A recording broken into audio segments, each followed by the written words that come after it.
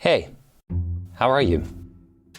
I mean, is there anything worse than being asked how you are and having to pretend that you're fine? Well, you don't have to pretend here. Have you heard of the term lifequake?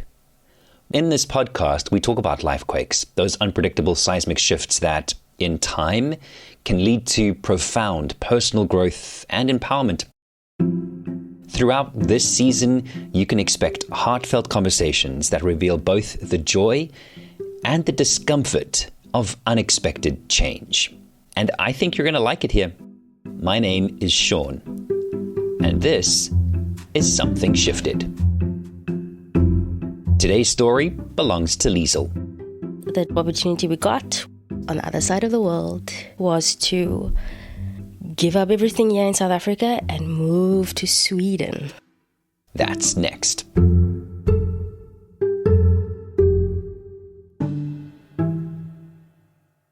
I lead a demanding lifestyle, and I'm very guilty of wanting more for less, especially when it comes to food. I want to feel like I'm eating restaurant food, but I don't want to leave my house. I want to try new flavors, but I also don't want to spend money on ingredients that I might never use again. And let's be honest, I don't want to eat the same thing over and over, but I really don't have time to think about what we're going to eat for dinner every night. You know what I mean? Well, YouCook changed all of that for us. We choose what we want to eat, and YouCook delivers all of the ingredients perfectly portioned right to my door. No more standing in queues to weigh my fresh produce. No more impulse buys sneaking their way into my trolley. YouCook is always adding new recipes to choose from, and I've even picked up some new skills thanks to those easy-to-follow recipe cards. YouCook has been an absolute game changer for us because everything is just so simple. I love the convenience, I love the variety, and the flexibility to go carb-conscious meals for 1 week, and then when Rue's folks come to stay, we might switch to fan favorites or combine the two. Everything on the website looks amazing. Meal kits, frozen crafts, desserts, weekend boxes, lunch boxes, pizza, wine. They've got it all. And you can have it all too. Go to youcook.co.za and use my code #SHIFT50 and get a whopping 50% off your first order. That's right, shifters. Go get it. That's youcook.co.za and use the code #SHIFT50 at checkout, exclusive to Something Shifted listeners, and get 50% off your first order.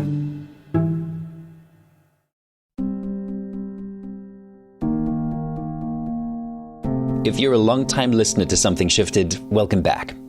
And if it's the first time you're here, this is episode 6 of our 3rd season.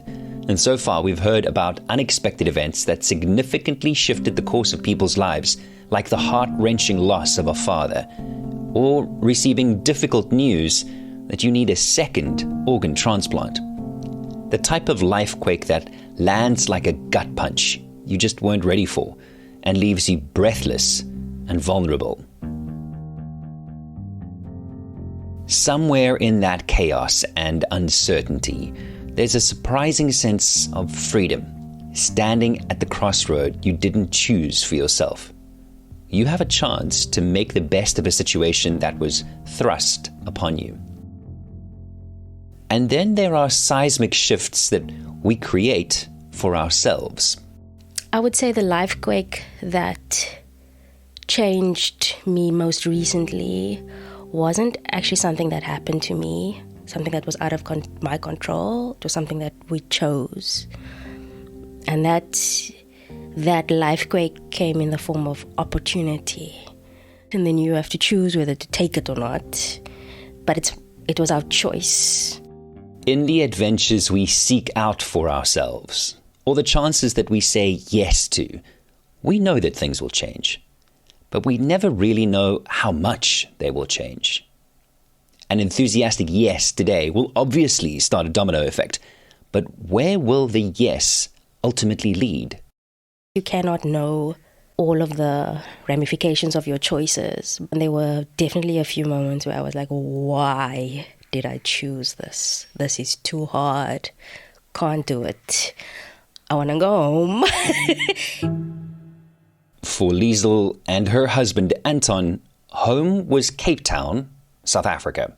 I grew up in Cape Town. Anton grew up in Pretoria.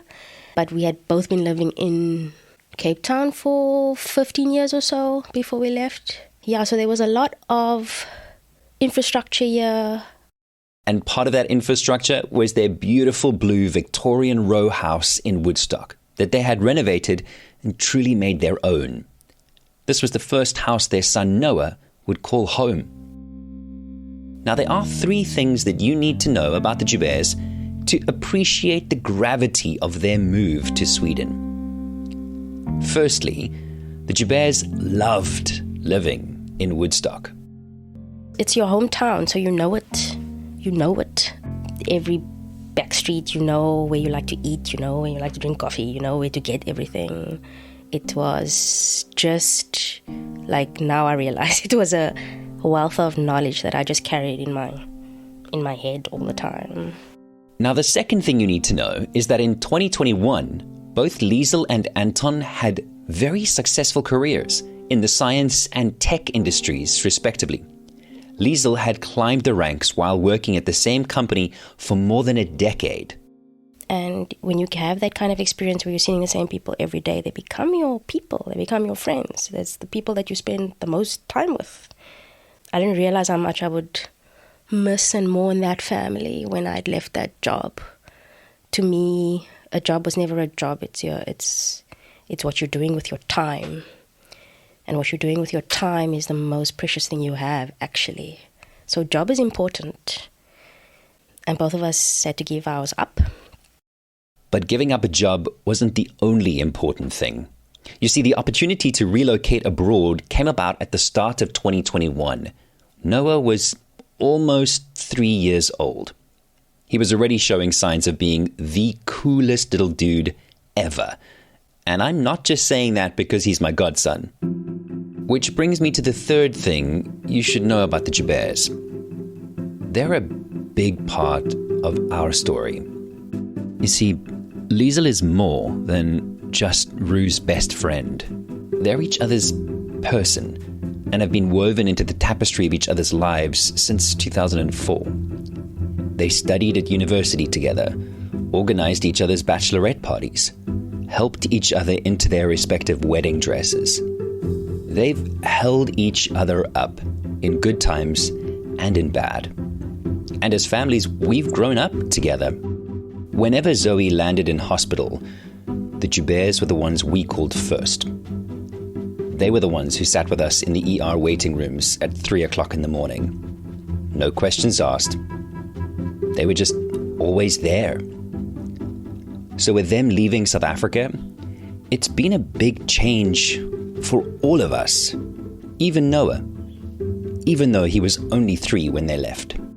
I mean, he would sometimes ask, when are we going to grandma's house, or when are we going to go see Oma? And then we'd explain, well, we live in Sweden now, and they're 10,000 kilometers away in South Africa. And we have a big map up on our dining room wall, and we put a pin on where Oma lives and where grandma lives. And then and this is where we live. He could understand that it's far to go, and we'll see them next year, or we'll see them soon. So when I'm sad, and he's like, I'm sad because I miss Auntie Rue, and then he would say, I know, it's okay, I miss her too.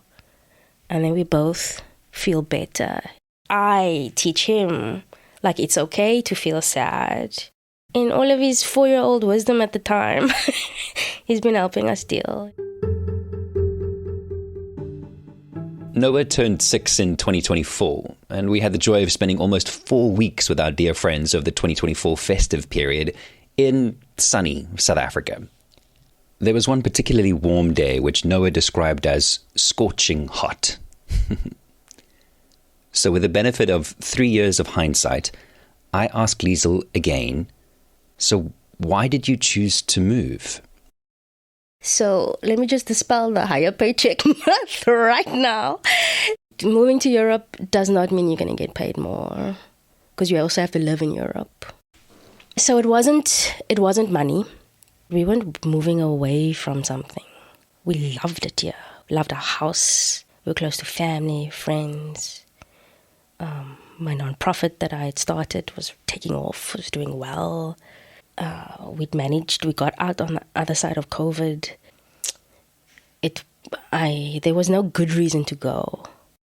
It was something that we were talked about idly and dreamt about, like what it would be like to live in a different country for a while.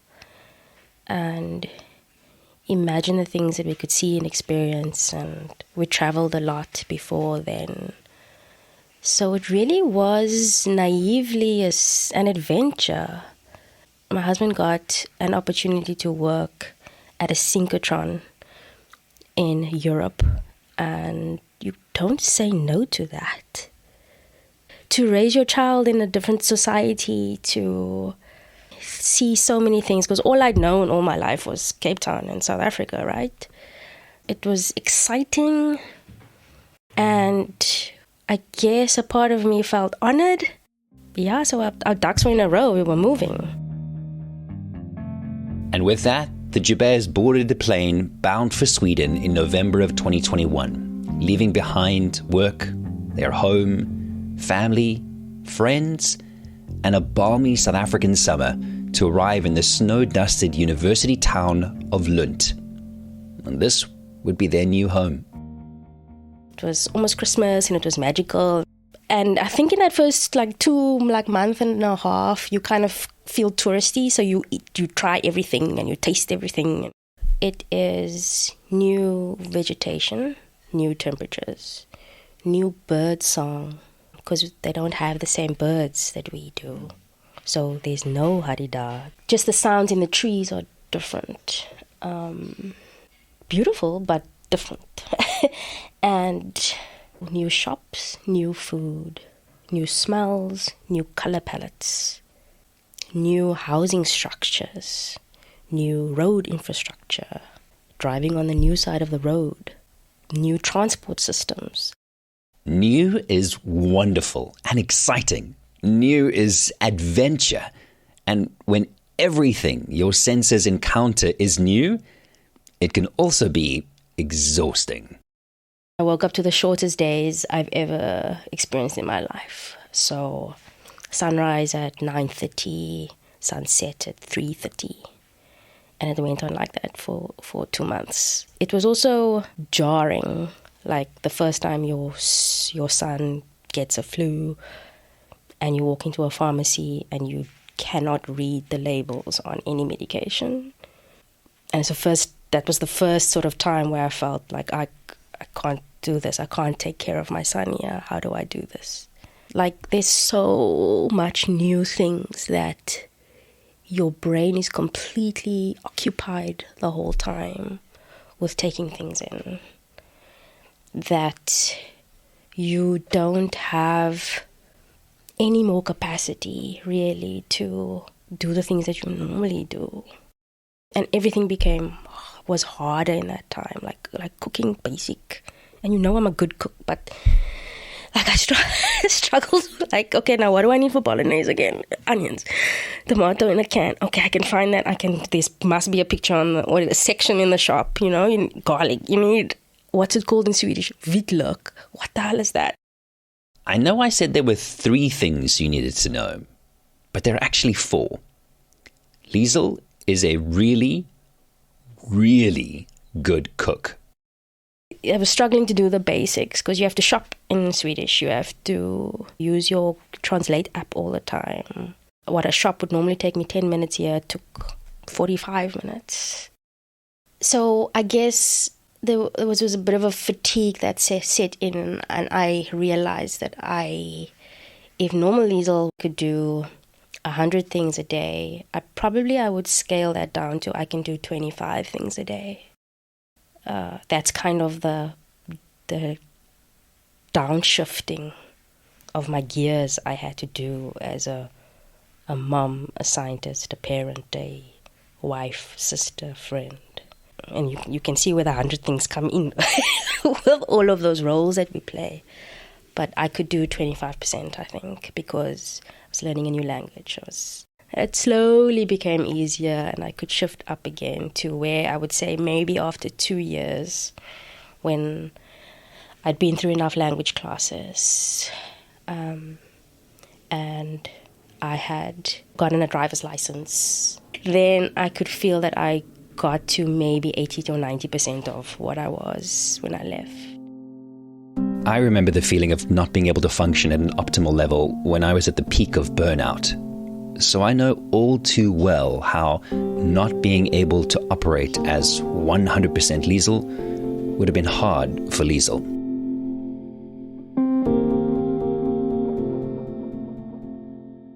And if you've ever felt that loss of self too, my Sunday emailer 321shift might help you find the path again. Think of it as a self-care pick-me-up from an overwhelmed dad. Every second Sunday, 3 things for your mind, 2 things for your body, and 1 thing for your soul. Oh, and please remember to give Something Shifted a 5-star rating. When you leave a review on Apple Podcasts or on Spotify, I could read it on the podcast like this one from Janae. Incredible vulnerability.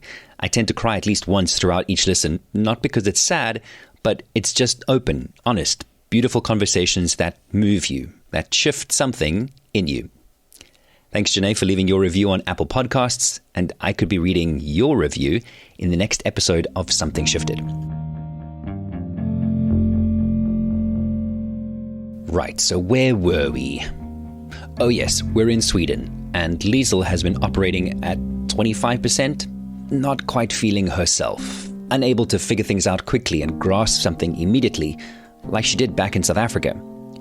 All the newness and learning was exhausting, but the newness and learning is also why she said yes to this call of adventure. From probably when I was a teen, I was an avid reader of fantasy and science fiction and bubblegum fiction and all of it. I would read everything and anything I could find. I have an insatiable thirst for knowledge and understanding. One of the reasons that I didn't become a doctor was because as a doctor you really only do enough to be able to treat the patient. You never really get to understand, unless that person goes into a clinical study, what happened. So the why and the how and the mechanism was always fascinating to me. I mean, this is why I love needlework and sewing, I think, is because understanding how you could put like these 2D patterns together to fit and form around a 3D person. Like, how does that work? Like the technique, the skill, or how do you make butter taste like caramel? Like, how? It's, like you can hear it in my voice, like that's, it's fire in me. So wanting to know the how and the why is the basis of my drive. And then on top of that is, how do I also become financially independent and able to, stand on my own 2 feet? That has driven my career. After Liesl completed her master's in grapevine virology, she immediately started work as an intern at a biotech startup in Cape Town. Earning peanuts at first, which many of us did, Liesl worked in various departments as the startup grew, and it ultimately became part of a global company. In those 11 years, Liesl said yes to many challenges, figuring out solutions as she went along, enjoying the frustration and the thrill of experimenting and learning. The growing in the company that I did made me feel like I can do anything. And I still have that delusion. I was saying to a friend the other day, like, I dare you to tell me I can't do something. and then, watch me. I don't know where that comes from. That has to be in your DNA, right? Like, even if Liesl doesn't know where that drive comes from, I can tell you where it's taken her. Although Liesl had thought she might be a lady of leisure for at least 6 months in Sweden, a casual visit to a lab facility in Lund, just to have a look around, led to a job offer just 1 week later. So within 2 months of arriving in a brand new country, Liesl was back at work, taking on new challenges and figuring things out as she went along. I was like, you know what I need to do? I need to make a friend. It didn't have to be a Swedish friend, but I needed to make a friend on that side that I can confess things to. I don't think humans can live without a friend. And I was worried a little bit that this friend that I'm making is only going to get part of me that I can offer, because everything else is hard. And then I made friends who went through the same stuff I did, and they understood. Making friends has been lovely because it feels like I'm myself again. I invited a family over for a braai, and I cooked, and the cooking was easy, and they were blown away. Like, there was those moments that I kind of cemented in my brain to like remind me, who I really am. For Liesl, the last 3 years have been an adventure. One where she's lost herself and slowly rediscovered the core of who she is in a completely new way. It's an odd feeling, like crying from happiness is odd. It's, for example, seeing a piece of infrastructure in Sweden that would help so many people in Southern Africa. Like, if we could just implement this there, it's that so joyful that the technology exists, but then so sad that so few humans get to experience it. I think all of the new experiences, you experience them for what they are. Like, you walk into the Lego store in Denmark, and you know how your friends love Lego, and you want them there with you, next to you. And so my technique at that stage is to pretend that they're there and we're experiencing it together. That helps. You never know what your emotional response is going to be. So sometimes you're experiencing something beautiful and then you cry, or you see something sad and then you laugh, because it's a hard place to be. It's like the in-between world. And I've, since leaving, had a lot of inspiration from other expats around the world. I see how they say that you're never ever going to fit in at home again. Perhaps that's the secret joy of saying yes to change, to adventure, and the unknown. Knowing who you are and being comfortable with that knowledge, so that you don't feel like you have to give up who you are to fit in. And unfortunately, you never truly feel that you fit in the new place. But honestly, that has always been true for me. I've always been a coloured auntie from Cape Town, with a master's in virology. I've always been a lot different. I always find myself in unexpected situations, and I definitely have the skills and the mindset and the strength to deal with it and live it. Liesl is living it, thankfully with someone that is steadfast and always by her side. Anton most of the time has the opposite reaction to most things than I have. Mine is always very strong and emotional, and his is always very logical and factual. Being even keeled is probably the thing that I value the most in him.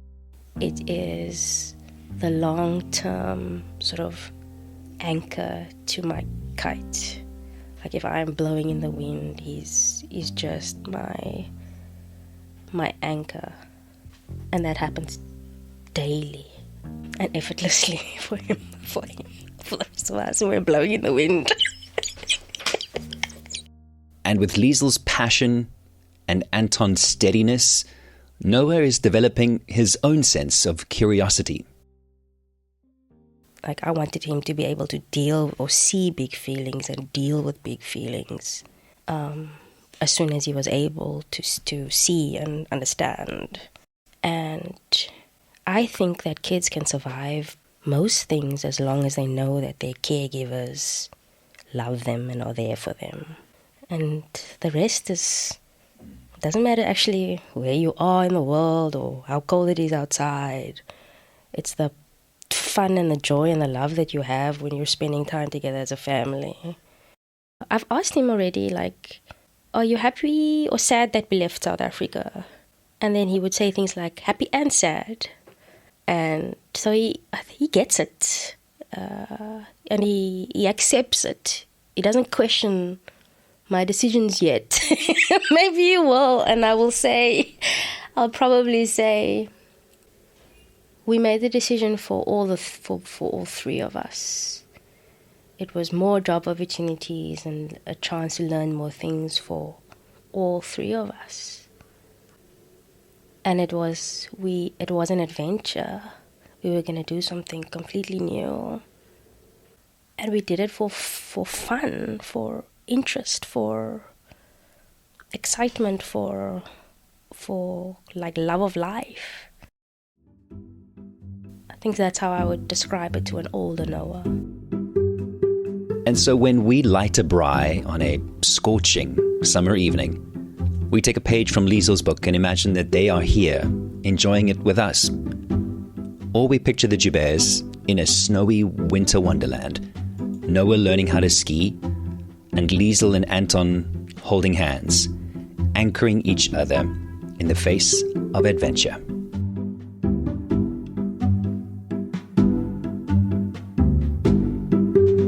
Thank you for listening to this episode of Something Shifted. You can follow Something Shifted on Apple Podcasts or your favorite podcast player and give it a 5-star review. Go on, I know you want to. And then be sure to share this episode with your friends and family.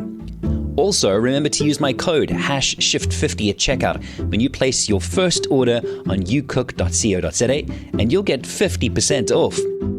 You can find me on Instagram at Sean Lewitz, and my mailing list is 321SHIFT and out every second Sunday. Think of it as a self-care blitz, giving you 3 things for your mind, 2 things for your body, and 1 thing for your soul. Plus, along the way, a few little extra fun surprises. All of the links are in the episode's show notes. Thanks as always to my executive producer, Ruenda, and to you for believing in possibility.